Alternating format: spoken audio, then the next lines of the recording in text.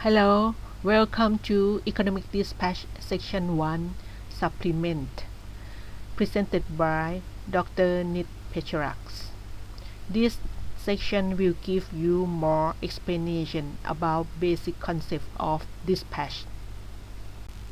Suppose there are three generators in operation. G1 is the cheapest one. G2 and G3 are more and more expensive. The objective function of economic dispatch is to minimize total production costs. However, power output must satisfy generation limit constraints.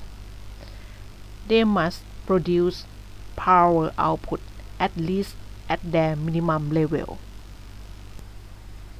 We prefer to use G1 first to produce power output to supply load due to the cheapest cost. When it reaches the maximum limit, we will select G2 as the next generator to supply the additional load. In the same manner, we will let G2 to produce power until it reaches the maximum limit. Then we let G3 to produce more power. Thank you for your attention.